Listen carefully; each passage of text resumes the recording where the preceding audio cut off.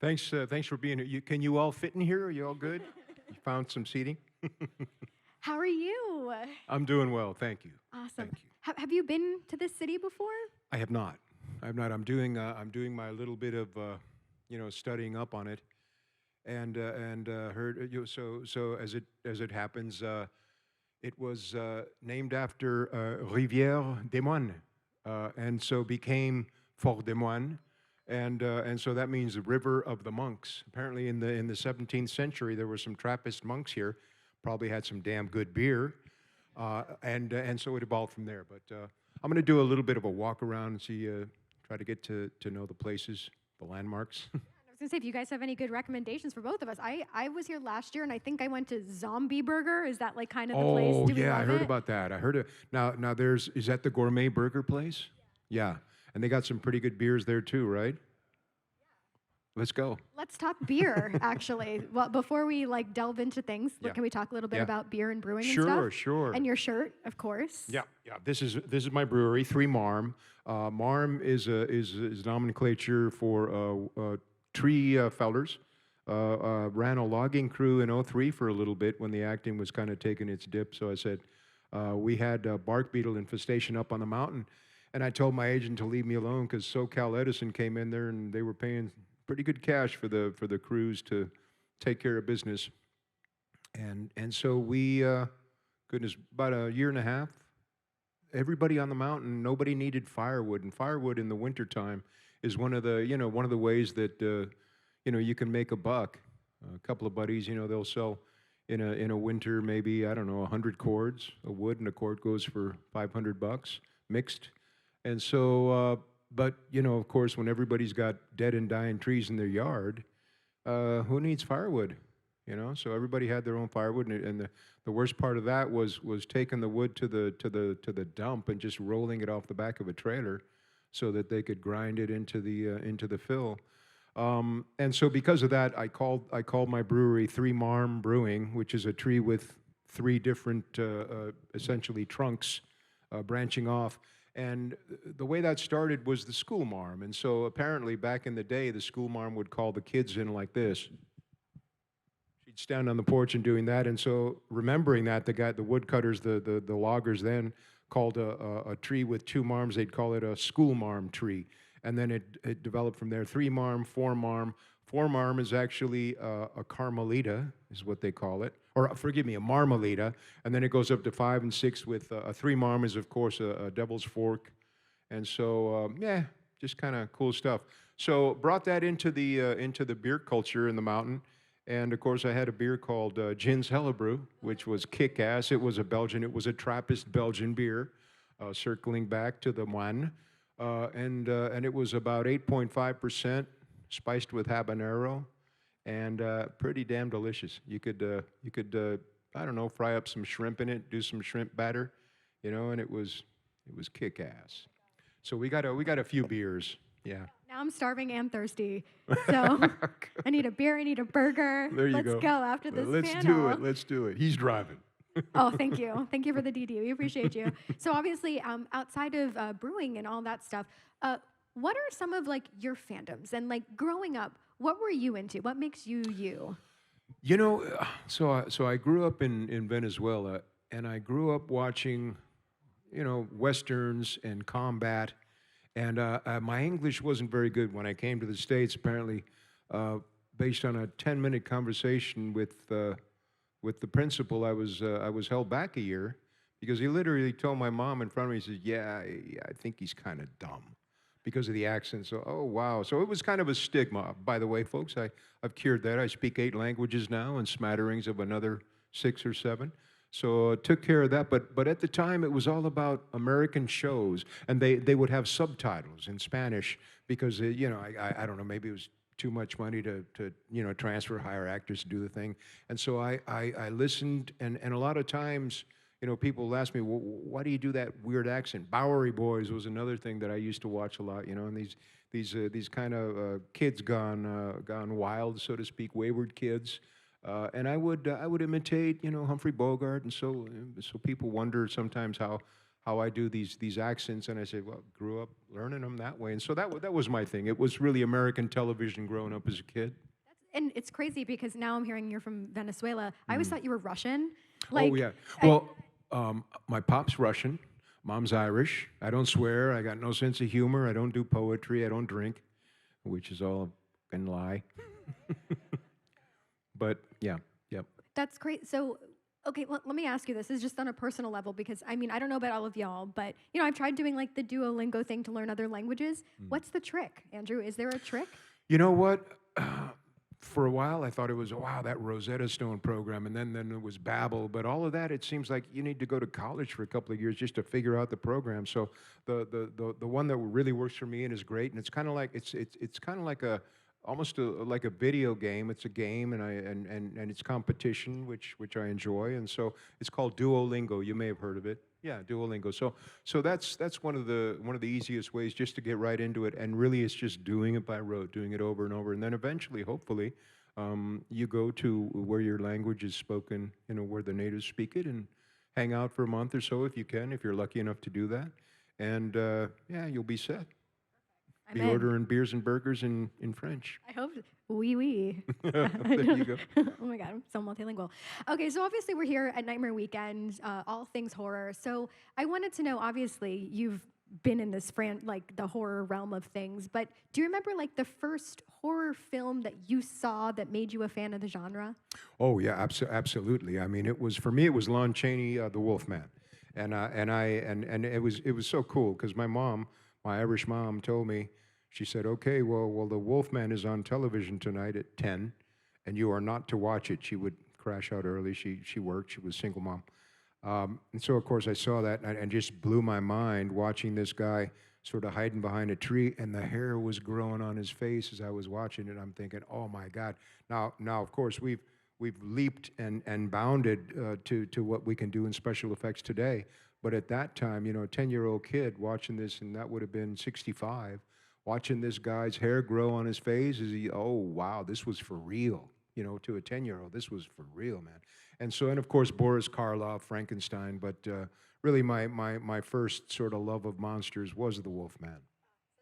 Yeah. Such a classic, and I love practical effects too, like you were talking Absolutely, absolutely. And jumping forward, one of the things, a gentleman, a hero of mine, Robert Kurtzman, is here at the show, guys, and he included the CG, which was just in its nascent stage, with the practicals for Wishmaster for the first edition of it, and just absolutely, I mean, it was mind blowing. And of course, at the time, you guys may or may not remember the scene where Kane Hodder says, "And I'd love to see that."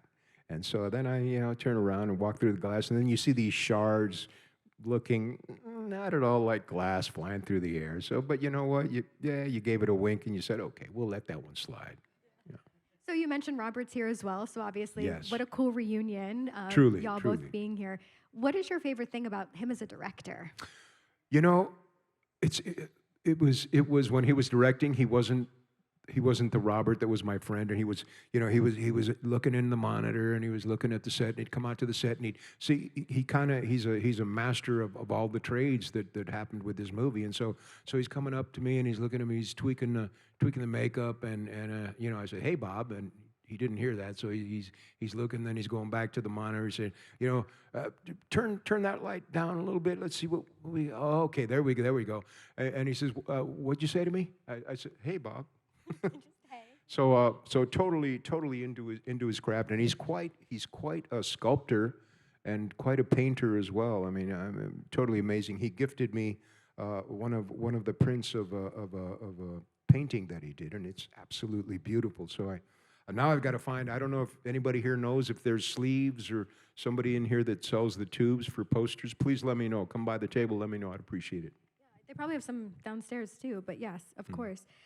So obviously, okay, what was it like the first time that you read the script for Wishmaster? Like, was that? You know, it was fantastic. I mean, fantastic in the sense that I'm thinking, how's that going to work? How are they going to do all this? And then going in, knowing that this character, this monster, Robert had shared some of his artwork about what he was to look like before I went in for the reading. And I'm thinking in my mind, well, I'm going in as the human to play this monster, and I'm thinking, yeah, I don't know if they're going to get it. And one of the things that we ended up discussing for a while in that meeting, which was wonderful, and it made me think, wow, they're actually interested in maybe me doing this thing, is what the voice would be, whether it would be a British accent, whether it would be a Middle Eastern accent, what would it be? And so we just sort of, just by luck, came upon this thing where my first day in full makeup, I broke for lunch, and then I came back to the makeup trailer, and the most embarrassing thing in the world was, they're picking food out from between the mask and my mouth, and I'm thinking, man, that ain't gonna happen again. So I figured, I said, you know what, I'm gonna come in really, really early, and I want a plate, piled up plate of huevos rancheros. I'll start my day that way, and then we'll go from there. And then for the breaks for lunch, everybody would break for lunch, and I'd have my about a gallon of protein shake, and I just and the beautiful thing about that, the whey kind of coated the throat and allowed it's kind of like the difference between a tailpipe with holes in it and a brand new tailpipe. So it can either sound like or yeah. So that was a kind of a nice coincidence, and then going from there, doing the dialogue.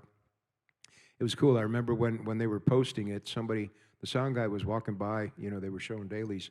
The sound guy came in and said, "Hey, did you guys tweak the sound on this at all?" I go, "No, man. That's the dude's voice." So I felt good about that.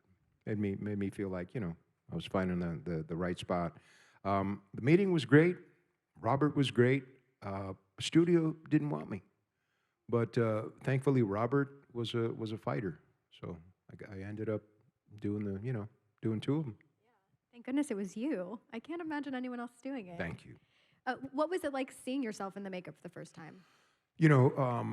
So the first time we were in Wilmington, San Pedro Pier, and wouldn't you know it, you guys, we all remember in our minds, we got a picture of OJ running away in the white Ford Bronco.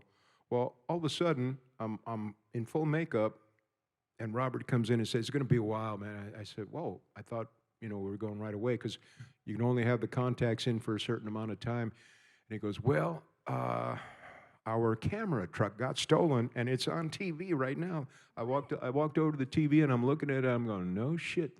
There were two guys that had stolen, and you could see it. The helicopter was following it. Stuff falling out of the back. I mean, it was like a comedy, man. I'm looking at this. I look at Robert, and he goes, "Yeah, man." So just in that time, from the time it got stolen, reached out to the studio and said, "Hey, man," and they had a new truck within 3 hours.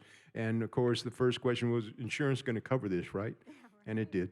Oh, thank goodness. But look, and he said, "So why don't you go hang in your trailer for a while and dim the lights down and just look at yourself in the mirror for a while." You guys know how sometimes, twilight, end of the day, you walk into the bathroom and you go grab something, but you're sure that something that wasn't you was in that mirror that was following. And so have you ever stared into the mirror and then all of a sudden weird faces, weird things, or maybe it was the mushrooms. I don't know. Oh. Could have been that. Could have been. But yeah, so that started to happen as I'm staring, and I thought, wow, this is cool. And that was the reason that he said, dim the lights down. But it was cool because I got to work on the voice, having had the protein shake for the first time. And so I just started to play with the voice and just kind of take my time with the pronunciation and the cadence.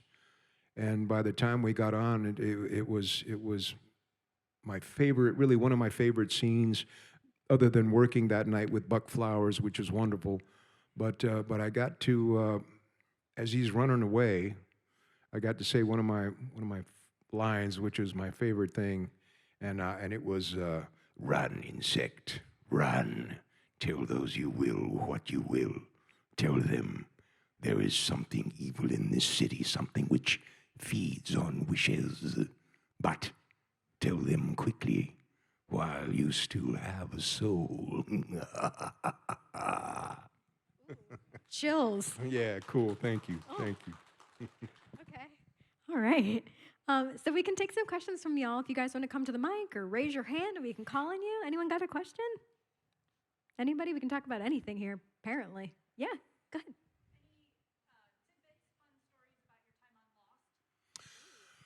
Yeah, Lost was a trip. First, I'll start with meeting J.J. Abrams, whom I didn't know at that time. Didn't know the gentleman's name.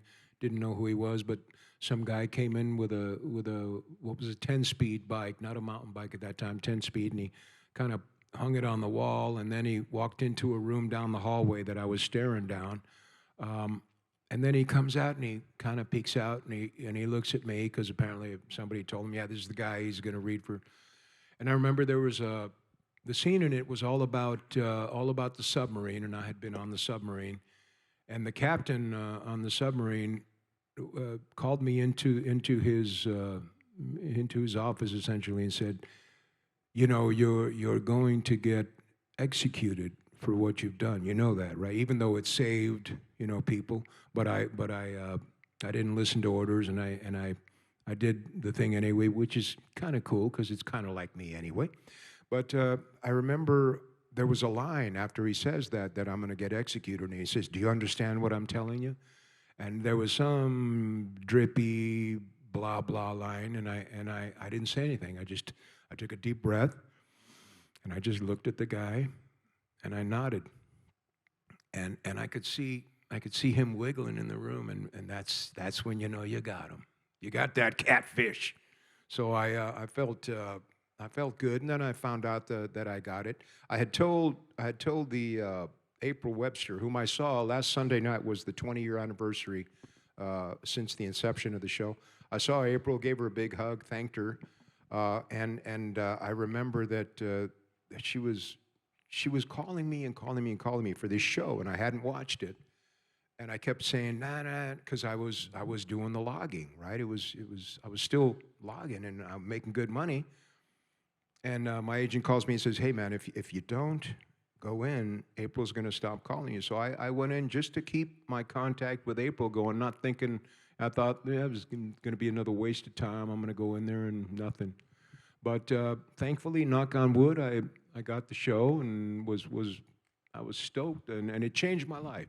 Working in Hawaii was so cool, and I guess a little bit of a tidbit. You know, we had some long ass days, 16, 18 hours in the jungle, and every now and then it would rain, and of course you got electrical out there, so you got to cover everything up and stop. And I remember the guys, man, the crew, the Hawaiian crew was so cool. First of all, the Hawaiian crew didn't want to know anything about lunch. They all brought their surfboards with them, and when it was lunchtime, it was surfboard time. That's what it was. They'd go surf for lunch, and come back. And I remember when it would rain, they'd pull out the 5-gallon buckets and be tapping on those. Some guy with a guitar, and the next thing you know, there's a private concert out in the middle of the jungle, which was kind of cool. Did you ever get to surf with them? Not with them, because I couldn't have kept up. But I did get to surf. I started doing the longboard, and I'm proud to say that you know, everybody said, "Well, you're not going to get up the first time." I got up 5 times, dude. So felt pretty good about that. What else we got?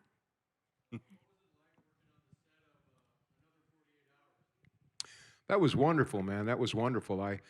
First of all, total props, total respect to the stuntmen on that. And so my guy, John Alden, he was such a mensch, and he was also, by the way, he was also Harrison Ford's double in Air Force One, and I think with a little bit of help and a whisper in the ear of Mr. Peterson, I think I was lucky enough to get that first job, and they hired me to do the fight. I started as a stuntman, driving and fighting low falls, and I sat around for 6 months. But anyway, so it was great, and working with Harrison Ford was, I mean, was the highlight. Now another 48 hours, there's a scene where I come out in the hallway, and believing that I've already killed Nick Nolte, I come onto the hallway and I say, "No fucking way, I kill you!" And I'm shooting this Desert Eagle, a 44, which has quite a kick on it. And from there, we run up the stairs and jump out a window. And Paul Lane, the guy, David Anthony Marshall, played my buddy, the other bad guy. Paul, and they both were supposed to jump into this dumpster, and they did. And it was about 3 stories up, and you figure a story, this building on Broadway downtown LA, probably 20 feet, so they're jumping 60 plus feet. And John made it in, crawled out, got to his bike. Paul made it in, but kind of barely, clipped the edge of the dumpster, broke his ankle, and kept running without a limp. Those guys are badass, man, and I always give them total props. But you know, the best thing about it, Bartell's Harley. I happen to be in there, and we're looking around, and they're saying, "Okay, we're gonna get you a bike," and they said to me, they go, "Well, make this your mode of transportation. No helmet law at that time." And so 6 months before the movie went, I was riding around, and it was the best damn thing. I mean, it was absolutely wonderful. I actually got to meet up with James Remar and another buddy of mine, William Forsythe, and we went riding through Venice, California. That was kind of cool. Well, since you were talking about stunt people, how often did you do your own stunts? You know, it's slowed down, obviously. I'm getting a little older now, but anytime I can take the acting into the action, which is really, I mean, you don't want to be seeing over a guy's shoulder. You know, you want to see the continuation of the acting go into some action. And as I say, I'll do what I can. And people ask me, they go, for instance, did you do all your riding in Another 48? I said, no. I said, I couldn't have done that, possibly. There was one scene where the bike comes through the movie screen. And so they literally had to score it, and they scored it with like a straight line and two crosses. And there's a film playing, and then, you know, and the guy did it, and he did it, and he did it, but wouldn't you know, when he did it, the projector wasn't on. So all of a sudden, he's jumping into a room, and and he's going blind down the aisle, and the aisle was like, I don't know, maybe 4 feet. And so dangerous as hell. Could have killed him there. And I remember he did a beautiful job. Only had to do it once. That's always a good day. And got out into the I don't know where the box office is, and did a kind of a donut thing and hauled off. Pretty cool. All right, what else we got? Yeah, go ahead. Oh, thank you.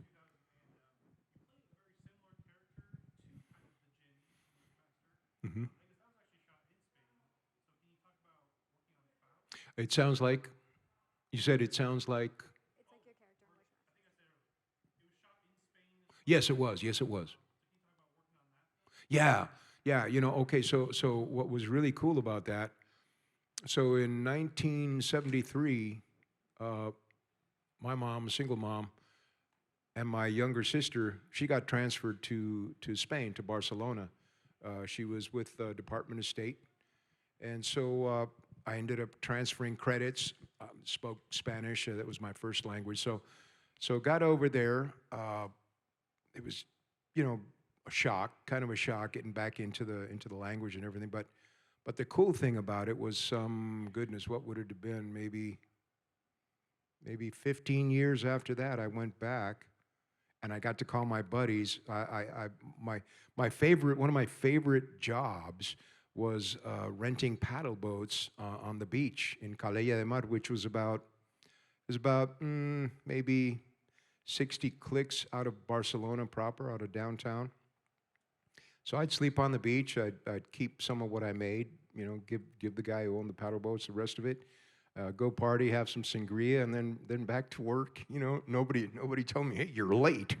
You're late to the sand, to the beach. Nobody telling me that, you know. So that was trippy. And then all that while later, to be able to call my buddies who had, you know, been on the beach with me and now had families of their own and were getting along and came out to get to see me ply my trade, as it were. That was the coolest part of it.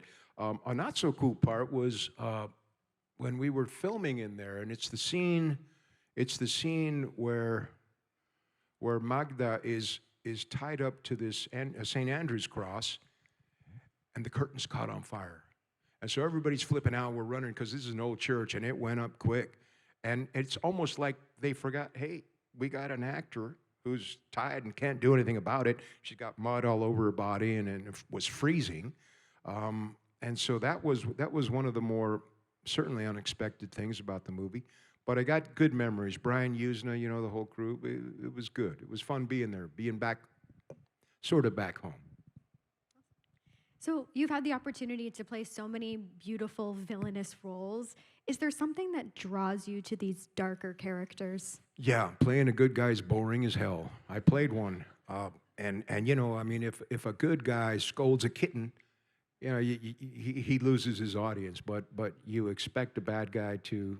Well, let's put it this way: if a bad guy pets a kitten, you love him. Right. You know, he's your favorite new friend. So bad guys can get away with so much more, and you know, they drive the plot. I mean, in order for somebody to be good, you got to have some bad, right? So, but I love the bad guy. I love that. People ask me, they say, are you concerned about getting typecast? And my answer is apparently not. No. Is there like a challenge? And I'm going to say apparently not, but in balancing the villainous role with also making them Charming? Yeah, charming. Absolutely, absolutely. Yeah.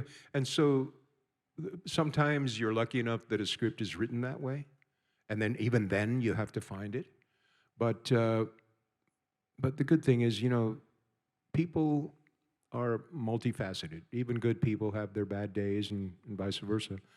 So if you can put in some charm in there, that usually keeps people interested in the character, at least, you know. All right, who else got something? Anything? No? Do you have any questions for us, Andrew? Yes, I do. You guys want to see some magic? Yes. Check this out. Okay, I want you to, well, first of all, put your wallets on your knee and then close your eyes. I'm going to show you a trick. Dinner's on me tonight, guys. Right. Zombie burger and beers, guys. Okay, going back to Wishmaster, and obviously, it's still a film that has this huge cult following, and now, like, it's generational. Thank you for that. Of course. And so, what do you think it is about the film that's kept it still so relevant and cult-like? You know, I think a lot of it has to do with Robert Kurtzman, again, who's here. I think, and his love for the films and for the genre that he grew up with. You'll notice there's a lot of, in the effects, as we mentioned, there's practical, mixed in with some, which was at that time very new, the CG stuff. But he is a big fan of Harryhausen, so the stop motion. You know, like if you remember King Kong, for instance, when King Kong, the original, was climbing the building, it looked like his hair was kind of blowing in the wind, right? But really what was happening is because each time they would move the doll, the guy touching the doll in the fur, he would kind of wrinkle the fur one way or another, and they left it in. So that's one of the beautiful little sort of Easter eggs about that. But I think the fact that it's an homage, that it's tribute to those who came before and set the genre, I think it's partly that. And I think, you know, everybody, you would hear people at that time say, you know, this ain't I Dream a Genie, man. This ain't your happy wishes. And the original, you know, the Persian jinn, the genie, he was a trickster. It was all about you'd get your wish, but I'm going to interpret it. I think that kind of, I think that sort of vicarious thrill, sitting in an audience and just waiting for that next wish, was certainly part of it. Seeing how that was going to be handled, and just the genie, a story as old as time. And other than that, I don't know. Maybe I don't know. Maybe whatever movie wasn't out and about at that time had already gone. So it came in. It was interesting. I mentioned Air Force One. Air Force One and Wishmaster were top 10 in the same week, and for a couple of weeks. Yeah. Oh my gosh! But certainly not. Well, maybe a little bit the Wishmaster because of me, but obviously the Air Force One because of Harrison. If I could just tell you a cool little story. So Michael Douglas was doing The Game. Jack Nicholson was doing, and I forgive my memory, guys. I forget what he was filming. And Harrison, of course, was doing Air Force One. And these guys, you know, you don't usually an actor will show up on time if the director's lucky. These guys were all pros, so they would. But these guys would show up an hour early. You know why? They wanted to get the fastest golf cart. They would race around the lot and see who won. And so and then they do little tricks to each other, like they'd mess with each other's golf cart to slow it down or make sure that what somebody thought was the one that they had picked, you know, they had a mark on it. Somebody put a mark on one that was really slow. So they'd call lunch, and these guys go hauling ass through Paramount. That was kind of funny, fun to watch. Who was the best racer? Had to be Harrison. Oh, good. And then he'd ask me, hey, you want to ride to lunch? I said, no, I'm going to walk. Yeah. Okay, so before you mentioned Kane Hodder, and I believe it was also Tony Todd, there was a lot of appearances. Tony Todd, Robert Englund, Yeah. Buck Flowers, as I mentioned, Joe Pilato. There were so many, yeah. Did you have like a favorite guest appearance or a cameo? You know, it goes to the wishes. I gotta say, when Tony Todd, because you know, how do you do that? There's a moment where the djinn says to him, "Would you like to escape?" And I'm thinking in my head how that's going to be answered. And what Tony did that was so wonderful is he kind of like turned into a zombie and he'd lean forward, yes. And I thought just the way he did that kind of blew my mind. And then of course being on the set with Robert, as well as Kane, you know, and these were my big brother monsters. I had no clue of the kind of attention that they had already enjoyed for a while. And they literally were like big brothers to me. And they say, well, you got to make sure you get into shows like conventions and get into film festivals. And, you know, they tell me, well, that's coming. And I just kind of thought, wow, man, I couldn't imagine it in my head, but it did. It came. Do you remember the first convention that you were ever a guest at? Oh, goodness, let's see. What the heck was that? I don't. I'm spacing right now. Must be the mushrooms. What's your favorite thing about getting to do these conventions, and maybe more specifically? You know what? horror ones? It's the one-on-one with the folks. I mean, we can sort of sit back and imagine and perhaps be hopeful about, wow, well, you know, the things out. I know, for instance, Lost just is getting a run on Netflix, and you know, every now and then you'll see like Bravo or some other network put up the Wishmaster and keep it on for about a month and a half. And that's you know, that in itself is a nice pat on the back. But getting to come to the shows and speak, you know, to the fans one-on-one and get the stories. A gentleman came up, and it was kind of cool. He told me, he says, yeah, man, I saw this when I was like really, really young. Like, wow, really? Yeah. He goes, yeah, my stepdad was kind of new, and he wanted to show me that he was cool and he was a guy. And so he said he sat down, he said he couldn't get past that first scene where people are flying, some guy's getting stuck to a wall, there's another guy turning into a snake, and he freaked out right in the thing. And he said he remembered his stepdad looking over, and he said, this isn't good, is it? And he said, no, because moms didn't know, right? Moms was at work, and so, oh my goodness, he was going to get in trouble. And but just hearing that one-on-one and kind of how it's made a difference, and how after all this time, that would have been for this gentleman maybe 20 years ago. It's kind of cool, and he has his own kids now, his own, you know. So I should have asked him, I said, you know, when are they going to see it? Exactly. Yeah. I wanted to ask also about Camp Pleasant Lake. Yes. If you can tell us a little bit about the film. You know, what was really, really cool about that was Lulu Raines was the young lady who played the girl who was kidnapped. I walked down a tunnel and kidnapped her. And Bonnie Aarons, those two ladies were so wonderful to see Lulu at her age, and forgive me if I believe she was 8, and so, you know, so good, and you know, she had her folks right there. You know, she had Dad, which is wonderful, dogging, you know, making sure my little girl don't know, and then Bonnie Aarons, whom I had, of course, we all know from The Nun, but she was wonderful, and just in the times off, to see everybody who was essentially enemies just sitting around and having a chat. It was wonderful. It was kind of it was, you know, it's a low budget indie and was filmed in a number of days. But the most beautiful thing about those situations is always the crew and how everybody's, because the crew, they work them to death, right? They're there before the sun gets up, and they're there way after it goes down. So there's always good memories, and it kind of keeps you in line, because you realize, oh man, you know, if you start whining about this or that, you realize not a damn thing to whine about, you know. Well, having worked on major motion pictures and also these indie films, which, you know, become some of the biggest cult things ever, do you feel like a different vibe almost on set, or does it feel generally the same? You mean whether it's big budget or low budget? You know, once they call action, you know, I'm giving 110%. If I'm not, I you know, I should learn how to sell popcorn in a theater or something.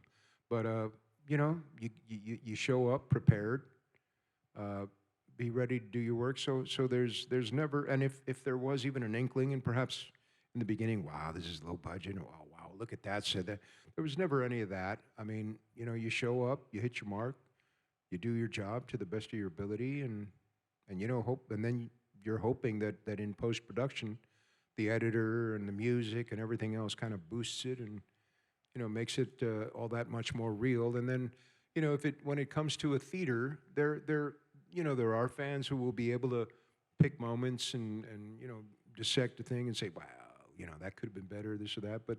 But no, there's never that consideration once you're on a set, once you're in the movie, once it's rolling, and you know, you're rolling because cast and crew are waiting. You know, so you show up, you do your job, don't keep anybody waiting, and don't have a pissy fit. Yeah. Any final questions from y'all? Anybody? Hey, did I ask you, by the way, do you guys want to see some magic? Yeah, right. Did I ask you about that already? About the wallet thing? Oh. I think we got another question. Go ahead.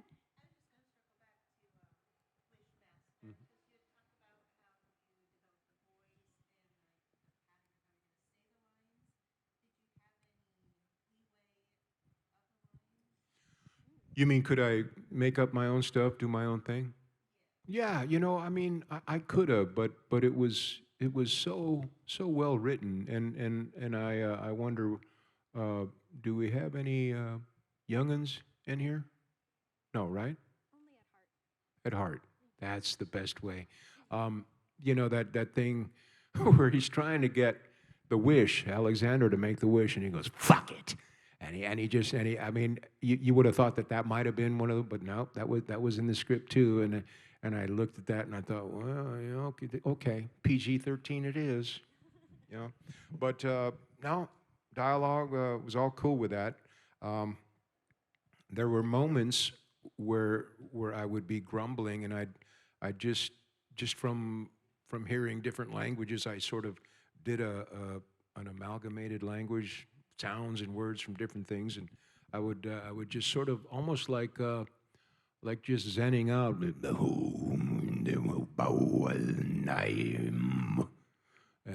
you know, do stuff like that, and you know, people would look at me. I do remember, you know, I had an RC motor on my back because the tentacles in the first one articulated, and I remember trying to sit down, and I'd always sit down, and I'd be leaning forward like that because of the motor, right? That's why that whole cowl and that whole cape and the whole thing was hiding it.